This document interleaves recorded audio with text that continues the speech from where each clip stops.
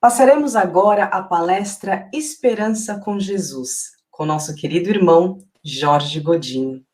Desde março de 2015, Jorge Godinho Neri é presidente da Federação Espírita Brasileira, a FEB, onde tem atuado em várias funções há mais de 30 anos. Realizou palestras e seminários em casas espíritas no Brasil, América do Norte e Europa. Coordenou e dirigiu o GRAAPA, Grupo de Apoio e Assistência aos Povos da África, de 2009 a 2012, também na Federação Espírita Brasileira.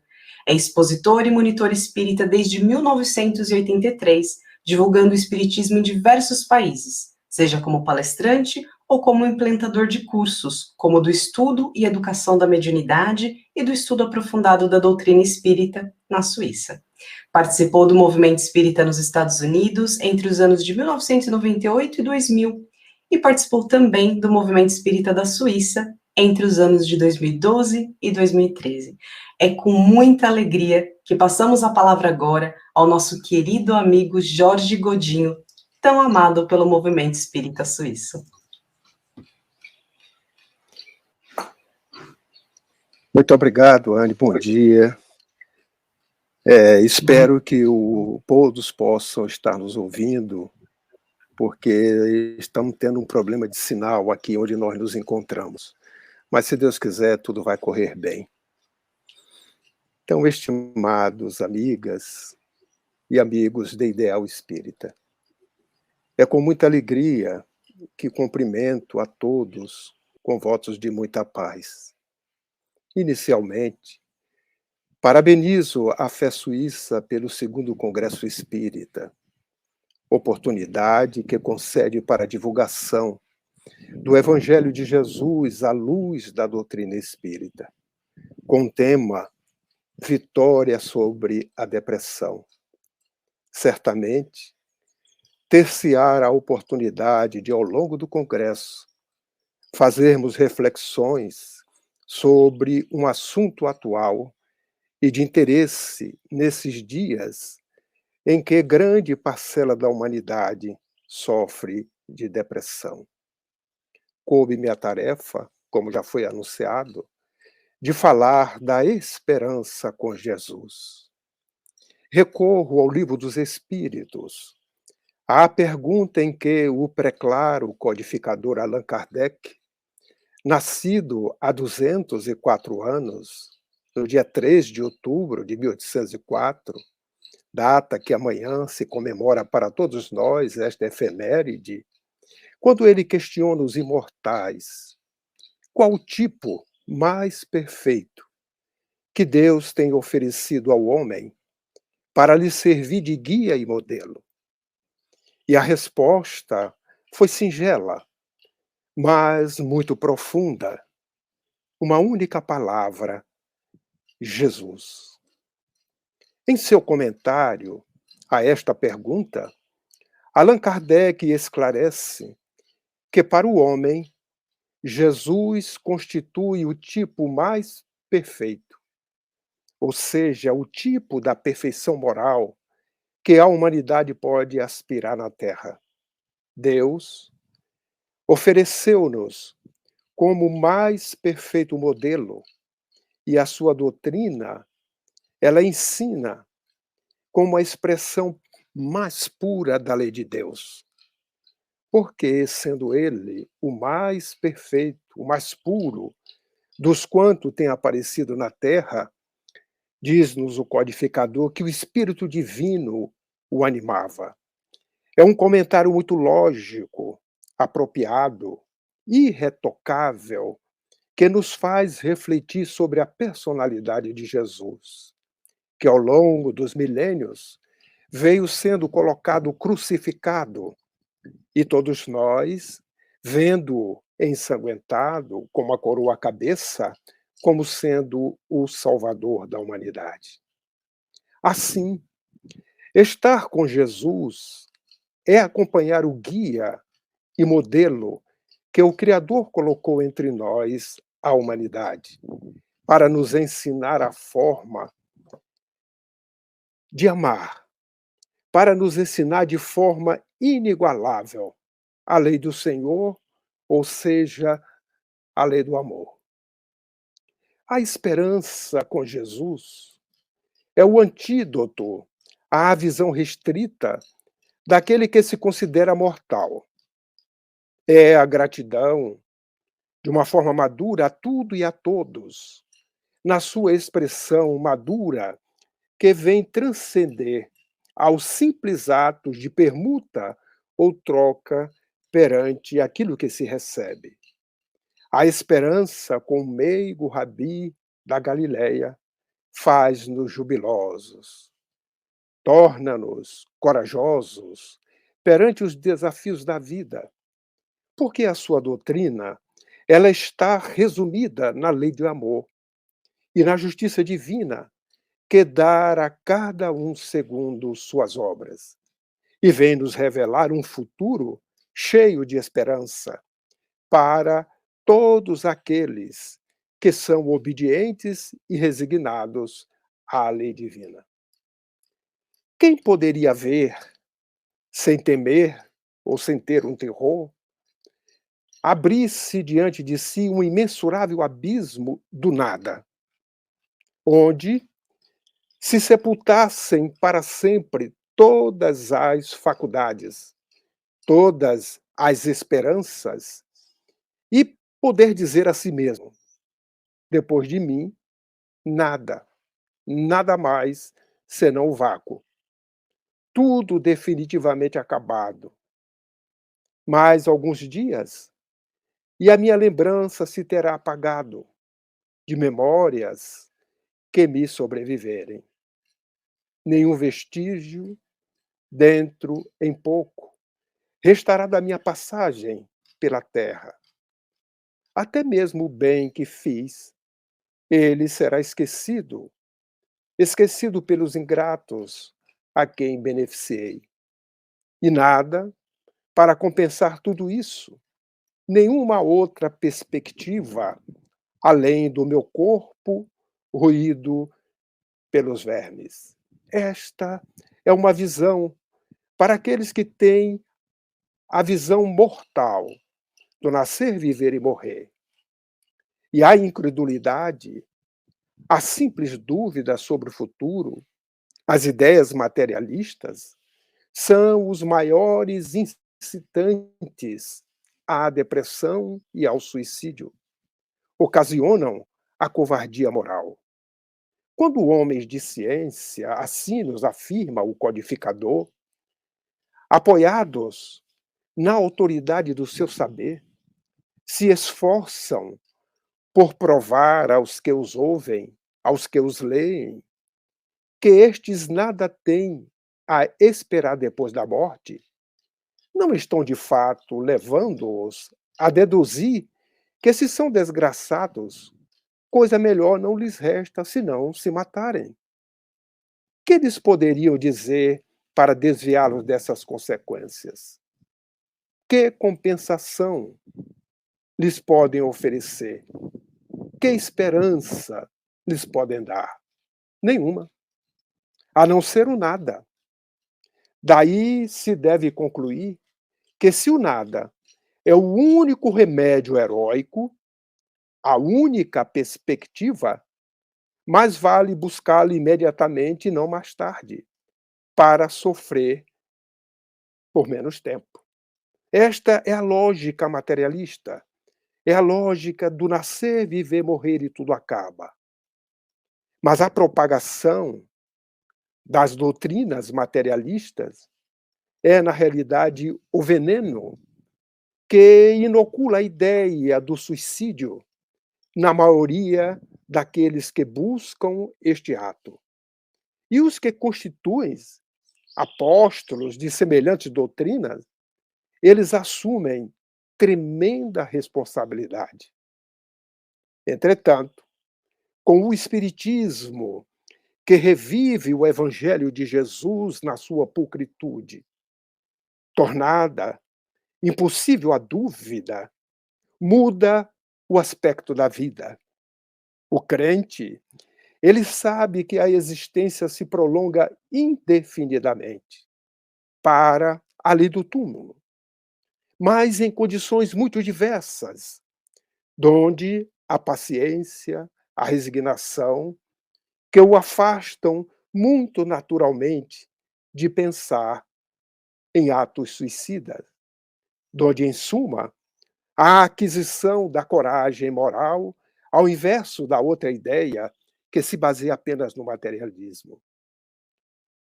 Queridas amigas e amigos, Jesus aí está, e o seu evangelho é o mais potente auxiliar para que as nossas vacilantes esperanças se revigorem e para que sejamos reconduzidos à senda do bem pela perspectiva do futuro.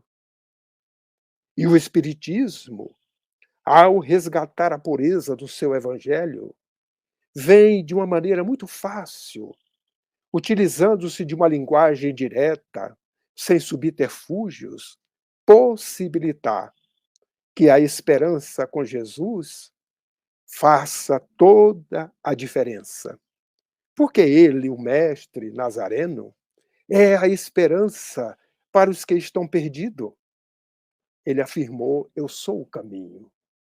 É a esperança para os que desejam saber, conhecer a verdade. Eu sou a verdade. É também a esperança para os que estão deprimidos, desgostosos da vida, porque ele indicou: Eu sou a vida. Eu sou o caminho, a verdade e a vida. É a expressão que reverberou na atmosfera terrestre naqueles dias há 2000 anos, fazendo com que a humanidade, a partir de então, jamais esquecesse dessas informações mesmo com o passar do tempo, os equívocos das traduções e com os interesses pessoais que vieram deturpar depois a pureza do seu evangelho. Jesus, diante do doutor da lei, que o procurou na calada da noite para esclarecer-se sobre o nascer de novo, revelou-lhe a reencarnação como lei divina a que as criaturas estão submetidas. Esta é uma revelação consoladora, uma revelação esperançosa que possibilita à criatura a reparação das escolhas equivocadas que vem a praticar pela sua livre determinação individual, ou seja, pelo livre-arbítrio.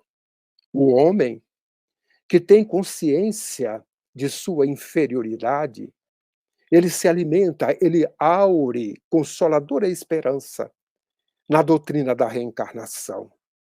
Se crê na justiça de Deus, não pode contar que venha a achar-se para sempre em pé de igualdade com os que mais fizeram do que ele.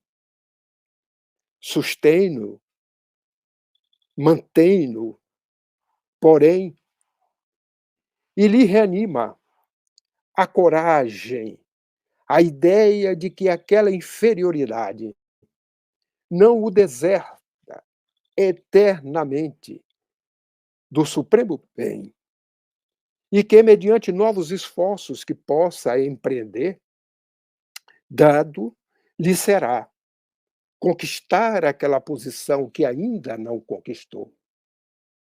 Quem é que, ao cabo da sua carreira, não deplora haver tão tarde ganho uma experiência que já não mais pode tirar proveito? Entretanto, essa experiência tardia, a reencarnação vem nos dizer que não fica perdida, porque o espírito a utilizará em nova existência. É uma esperança com Jesus que veio nos esclarecer de forma muito clara a questão da reencarnação, das múltiplas existências. E é desta forma que nós vamos verificar que a sorte das almas, elas não se acha irrevogavelmente determinada após a sua existência. A fixação definitiva da sorte, ela implica a cessação de todo o progresso, pois desde que haja qualquer progresso, já não há sorte definitiva. Conforme tenham vivido, bem ou mal, elas vão imediatamente para a mansão dos bem-aventurados ou para o inferno eterno. Esta é a concepção que foi criada para que a humanidade pudesse ser induzida à compreensão. Ficam assim imediatamente e para sempre separados e sem esperança de tornarem a juntar-se. De forma que pais, mães, filhos, maridos e mulheres, irmãos e irmãs e amigos jamais podem estar certos de se ver novamente. É a ruptura absoluta dos laços de família quando se raciocina com uma única existência. Com a reencarnação, o progresso a que dá lugar, todos os que se amaram tornam a encontrar-se na Terra ou no espaço, e juntos gravitam para Deus. A esperança que a reencarnação, esta realidade que veio abalar a face da Terra, vem nos trazer esta esperança com Jesus. Se alguns fraquejam no caminho, esses retardam o seu adiantamento e também retardam a sua felicidade.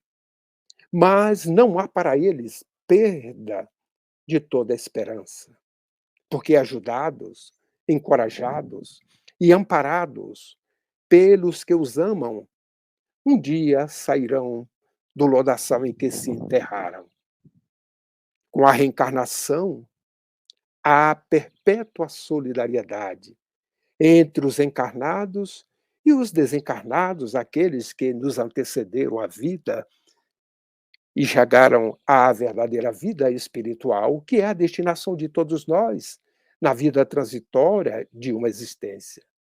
E daí nós vamos encontrar o estreitamento dos laços de afeição. A reencarnação vem nos elucidar, trazendo a esperança com Jesus, para que nós possamos viver a vida com esta compreensão de forma jubilosa, louvando-a e agradecendo a Deus por tudo e por todos.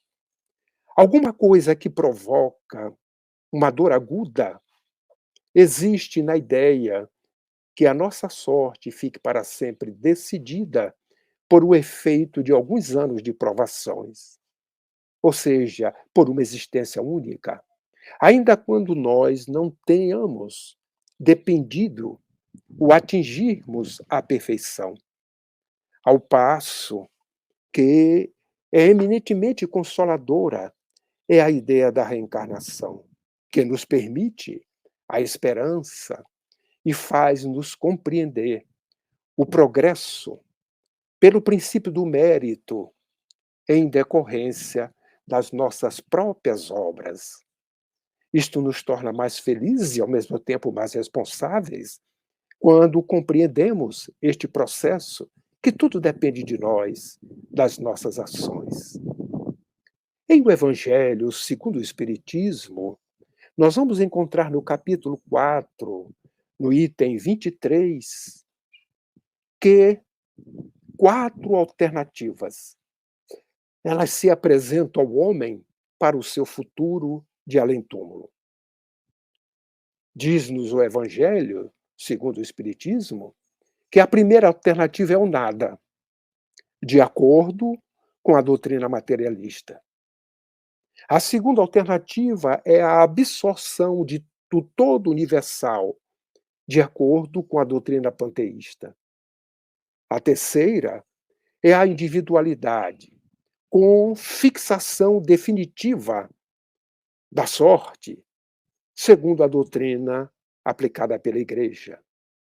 E a quarta alternativa, a individualidade, com progressão indefinida, conforme nos explicita a doutrina espírita, os imortais, que vieram como ministros de Deus e agentes de sua vontade, esclarecer e orientar os homens, abrindo uma nova era para a humanidade a partir do momento em que o codificador fez a primeira edição deste arcabouço filosófico que a humanidade ainda desconhece, o livro dos espíritos. O livro da humanidade, porque todos nós somos espíritos, estejamos na dimensão material ou na dimensão espiritual. É desta forma que o Evangelho segundo o Espiritismo vem nos dizer que, segundo as duas primeiras ideias, a ideia materialista, a ideia panteísta, os laços de família se rompem por ocasião da morte e nenhuma esperança resta às almas de se encontrarem no futuro. Com a terceira, há para elas a possibilidade de se tornarem a ver, sim, desde que sigam para a mesma região, que tanto pode ser o inferno ou o paraíso. Mas com a pluralidade das existências, inseparável da progressão gradativa, há a certeza na continuidade das relações entre os que se amaram. E é isso que constitui a verdadeira família. Isto é, uma revelação consoladora. Isto é, uma revelação esperançosa, trazida por Jesus e esclarecida hoje pelo Espiritismo. Diversa é a maneira de ver as coisas. Como civilizado, o homem, ele raciocina sobre a sua infelicidade e a analisa. Por isso é que esta mais o fere, mais o toca, mas também lhe é facultado raciocinar sobre os meios de obter consolação e de analisá-los. Essa consolação ele encontra no sentimento cristão, no evangelho que Jesus veio trazer à humanidade. E ele encontra em Jesus, que lhe dá a esperança de um futuro melhor. E no Espiritismo, que resgata a pureza da sua doutrina, lhe dá a certeza desse futuro pela sua característica progressiva, que constantemente aqueles que já se encontram na dimensão espiritual vêm trazer as informações da vida como ela realmente é na dimensão espiritual, mostrando-nos estas relações que existem entre os espíritos, seja na dimensão material, mas também na dimensão espiritual. Na questão 941 de O Livro dos Espíritos, Allan Kardec ele questiona aos espíritos, dizendo que para muitas pessoas o temor da morte é uma causa de perplexidade. E aí ele pergunta: de onde lhes vem esse temor, tendo eles diante de si o futuro? É uma pergunta sábia, como todas elas neste livro, que o codificador as fez aos imortais. E na 941 ele vem nos dizer que falece-lhes fundamento para esse semelhante temor. Mas aí vem nos levar a uma reflexão dizendo: mas o que é que queríeis? Se procura persuadi-las, quando crianças, de que há um inferno e há um paraíso.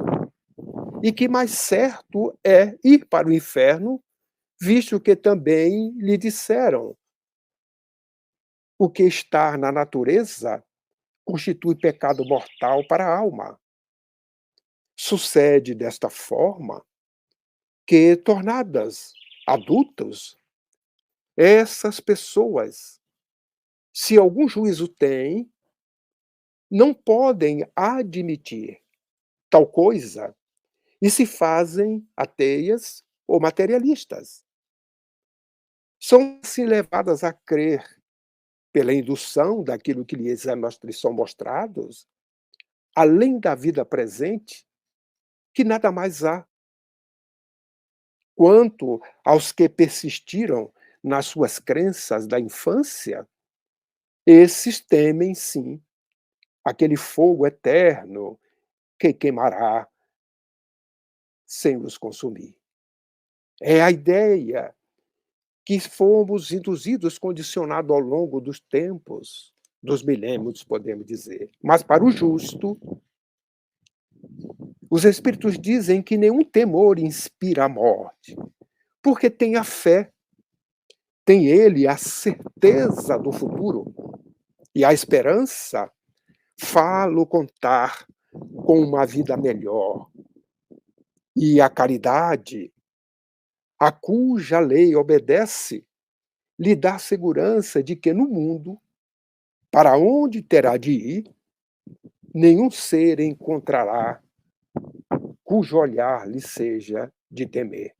Porque seria algo de uma ingratidão enorme durante a vida alguém praticar o bem e a justiça divina, após a existência, dar-lhes condições que não sejam compatíveis com a prática do bem. E o sentimento que domina a maioria dos homens no momento da morte é a dúvida. A dúvida nos céticos, aqueles céticos empedernidos. O temor nos culpados, mas a esperança nos homens de bem, porque sabem perfeitamente que a prática do bem é a única forma de estar com a consciência tranquila durante a existência e após a existência, quando o veículo da vida nos conduzir a uma outra vida, o veículo que nos tira desta dimensão para outra que denominamos morte. O homem que é mais preso à vida corpórea do que à vida espiritual, tem na terra penas e gozos materiais. A sua felicidade consiste na satisfação, uma satisfação fugaz de todos os seus desejos. A sua alma constantemente está preocupada e angustiada pelas vicissitudes da vida, as coisas efêmeras, passageiras, e se conserva numa ansiedade e numa tortura que se torna perpétua. A morte o assusta, sim, porque ele duvida do futuro e porque tem de deixar no mundo todas as suas afeições e esperanças. Entretanto, o homem que se coloca acima das necessidades factícias criadas pelas paixões, já neste mundo, ele vai experimentar gozos que o homem material, preso à vida corpórea, desconhece.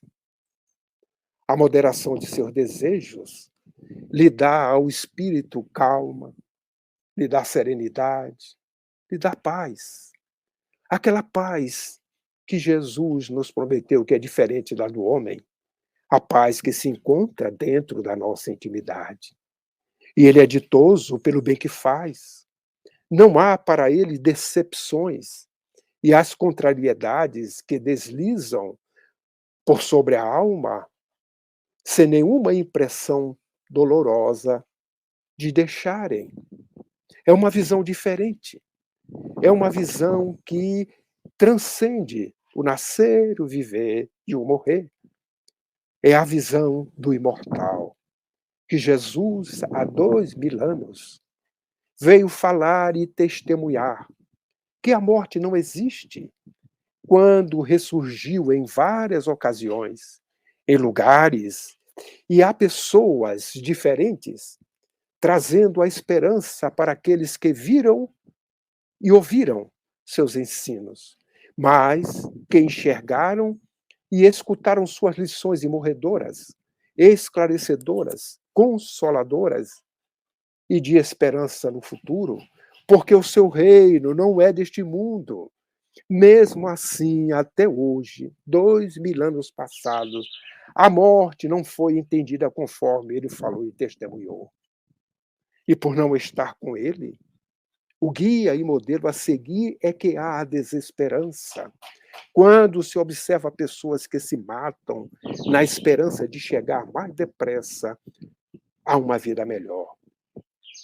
Tal comportamento é uma loucura, é um ledo engano, pois se fizer o bem, mais certo estará de chegar a uma vida melhor, porque matando-se retarda a sua entrada no mundo melhor e terá que pedir que seja permitido voltar para concluir a vida e a pôr termo, a pôr fim sob o influxo de uma ideia falsa. Uma falta, seja ela qual for, jamais abre a ninguém o santuário dos eleitos. Um outro engano é a atitude que certas pessoas tomam por não conformar-se com a perda de pessoas que lhe eram caras, se matando na esperança de ir juntar-se a eles. Muito diverso, nos informa os espíritos, do que esperam é o resultado que colhem, em vez de se reunirem no que era o seu objeto, o objeto de suas afeições, deles se afastam por longo tempo, pois não é possível que Deus recompense a um ato de covardia e ao insulto que eles fazem com o duvidarem da sua providência.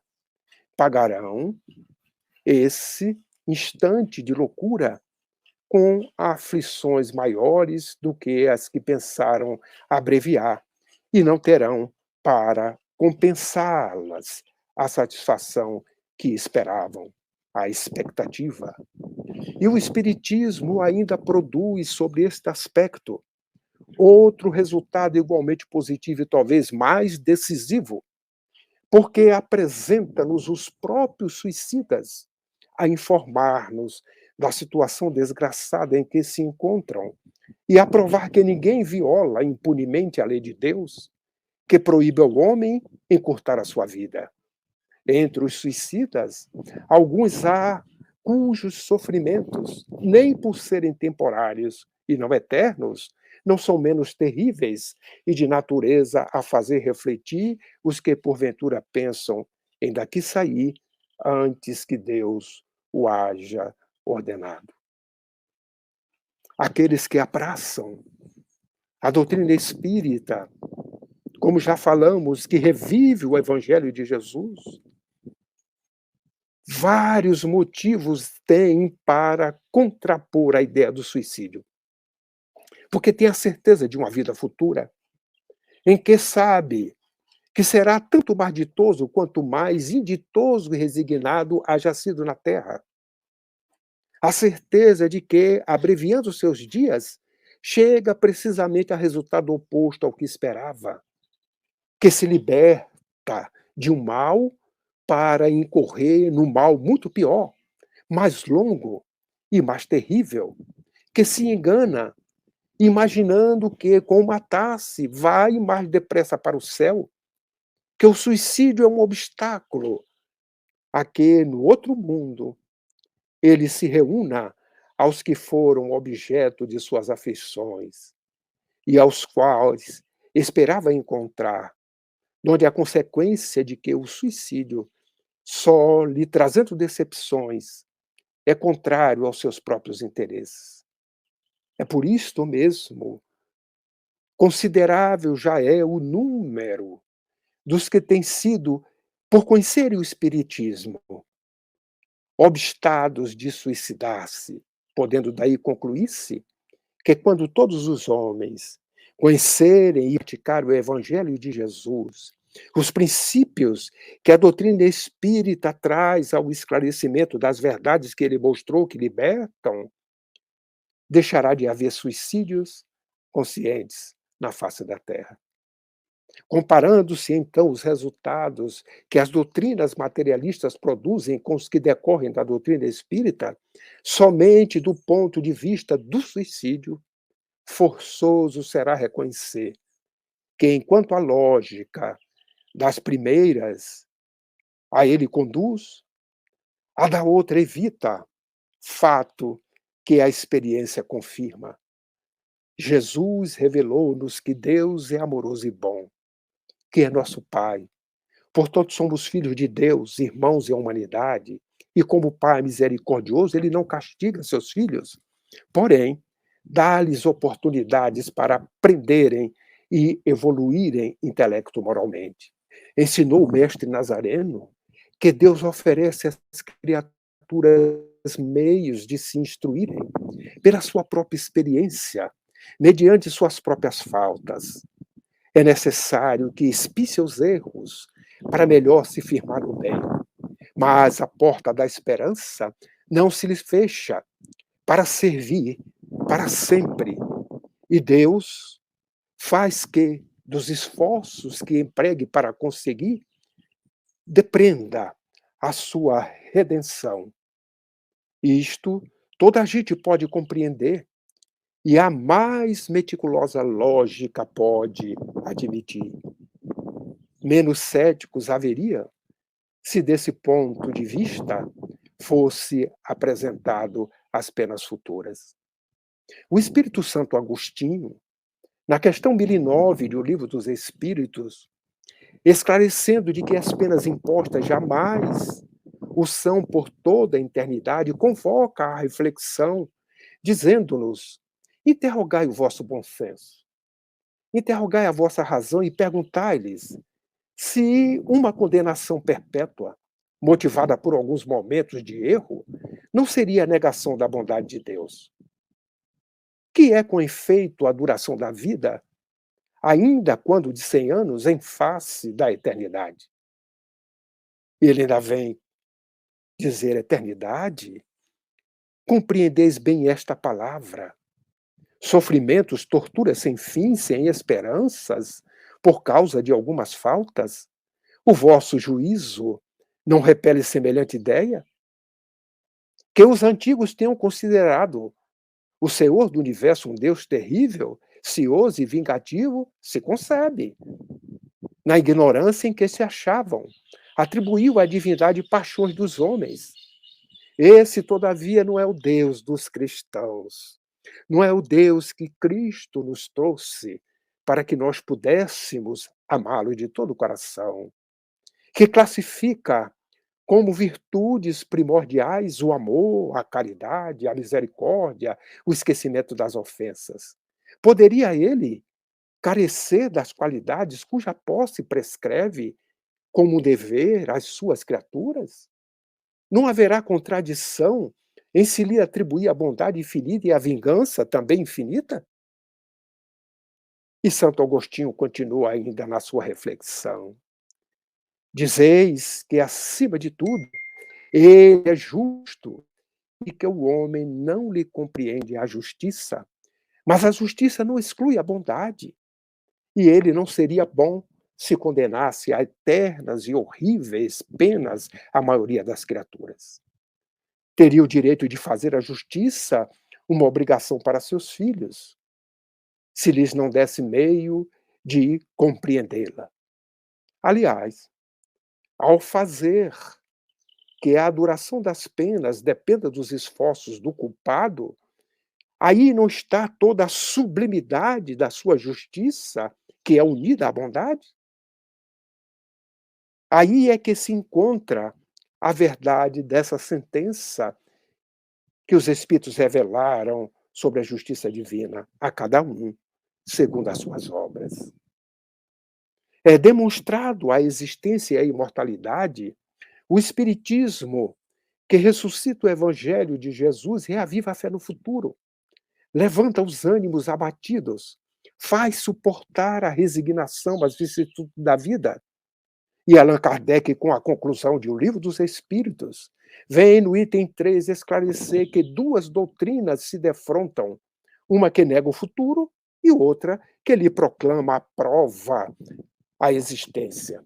Uma que nada explica, outra que explica tudo, e que por isso mesmo se dirige à razão. Uma que é a sanção do egoísmo, outra que oferece base à justiça, à caridade, ao amor do próximo.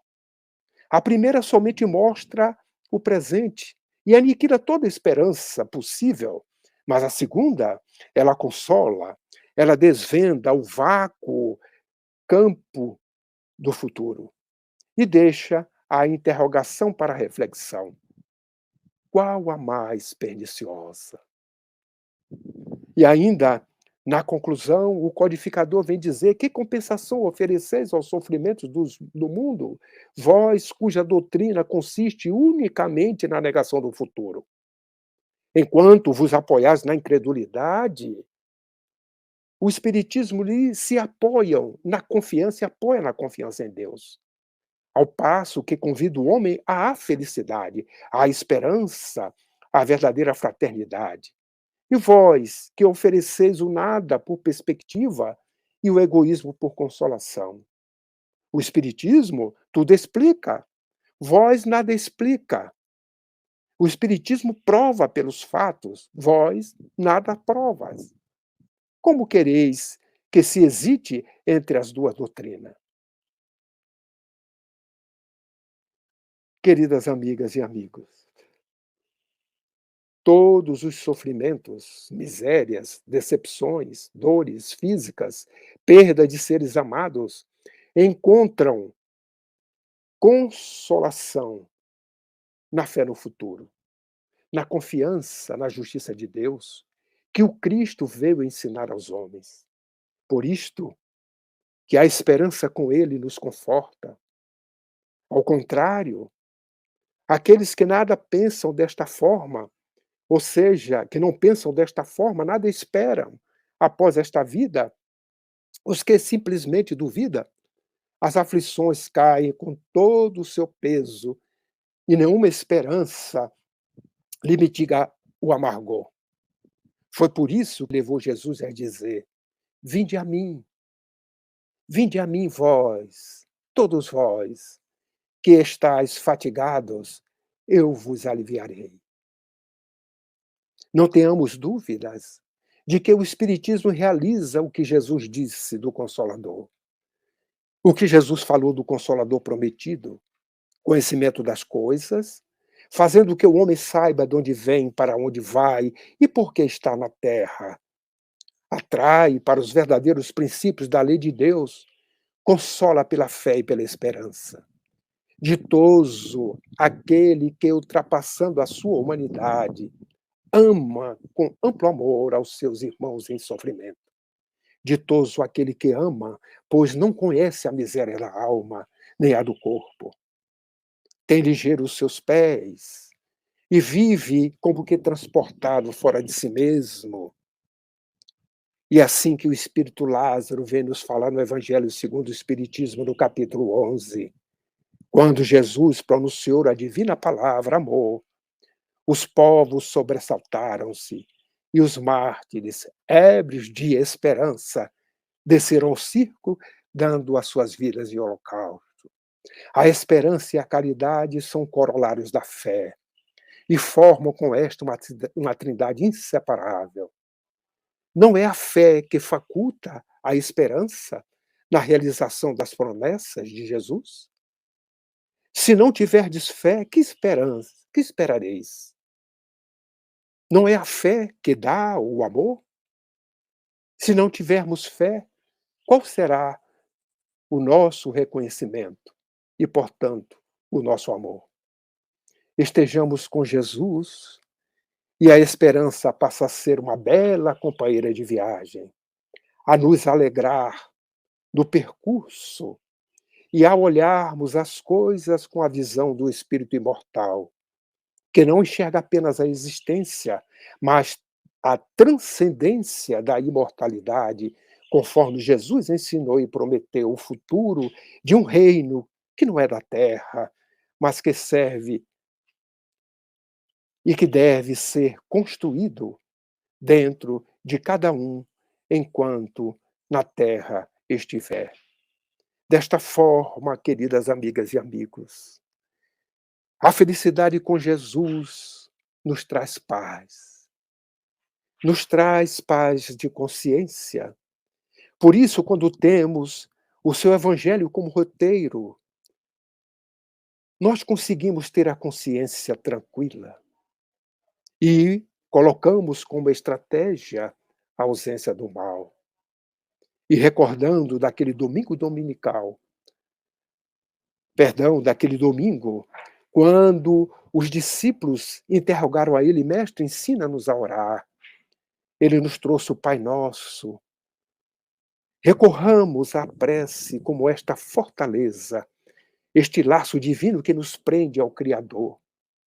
Admitir a sua existência ou não, todos nós estamos a ele ligados.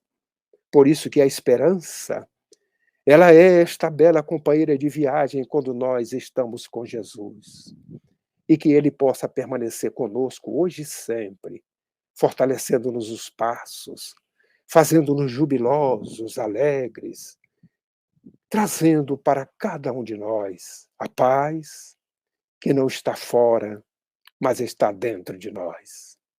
Que as suas bênçãos possam nos amparar hoje e sempre, e que a continuidade do Congresso possa trazer a reflexão a todos aqueles que tiveram a oportunidade de compartilhar conosco nestes momentos as reflexões sobre a vida, a alegria de viver, para que nós possamos passar por esses momentos que nos convocam à tristeza, à depressão, para que a vitória sobre ela aconteça com Jesus e Kardec sempre.